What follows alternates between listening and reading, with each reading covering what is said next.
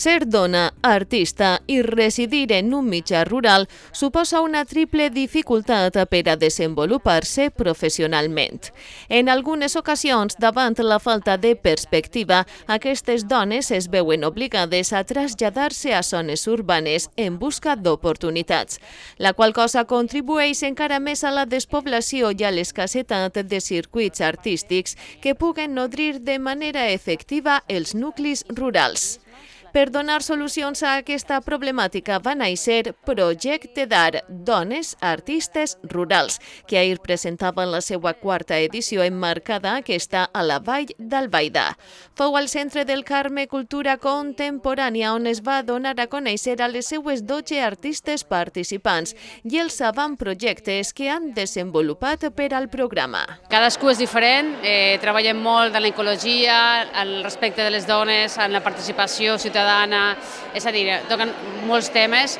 Aquests avantprojectes es podran veure també a la nostra pàgina web penjades o com a PDF que podem consultar la gent i també comptarem amb el vídeo de la presentació a la pàgina web. Un avantprojecte és un esborrany d'un projecte i és que fan en tan sols 3 setmanes, projecten aquesta idea que tenen i a partir d'ahir han de començar també a formular d'una manera més compacta el seu projecte i a buscar finançament. Per això criden l'atenció de les institucions públiques, de les institucions dels organismes privats també, per tal de poder dur a terme aquests avantprojectes, no? I són realment projectes molt interessants. Anem a detallar cadascun d'ells. Paz Boira, Lia Vidal i Celia Valls han presentat un projecte per a un centre de cocreació inclusiu. Hem somiat juntes en un centre de cocreació artística dirigit a tots els col·lectius, donant per supost prioritat als més desafavorits. El grup Filem la Vall, format per Nati Soriano, Llucy Juan i Imma López, volen unir la tradició i el reciclatge lligat al tèxtil. Apropar i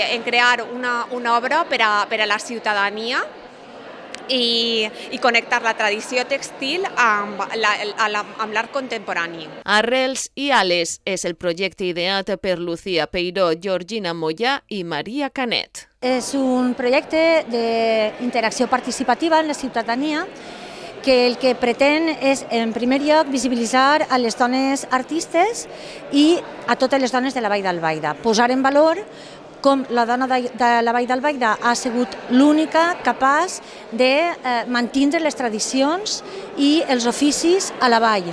I mitjançant una exposició que serà interactiva, els vianants, mitjançant un dispositiu mòbil, podran interactuar amb una sèrie de retrats que hi hauran penjats al llarg del territori i enviar les seves pròpies fotografies on ells mostren els oficis que han fet els seus familiars avantpassats. El treball d'Amparo Pinter, Xus Francés i Carol Otero versa sobre relats construïts de la tradició a la modernitat. Farem primer un treball de recerca per veure els artesans que hi ha vius i en actiu encara als distints pobles de la Vall d'Albaida. A partir d'ahir intentarem involucrar-los per a que treballen en nosaltres, ens ensenyen, aunque siga a nivell bàsic, el seu ofici, perquè òbviament no es poden ensenyar l'ofici de tota una vida, i amb aquestes idees i amb aquesta base l'adaptarem a les nostres obres i al nostre discurs artístic per a fer obres úniques. En totes aquestes obres que farà cada una de les artistes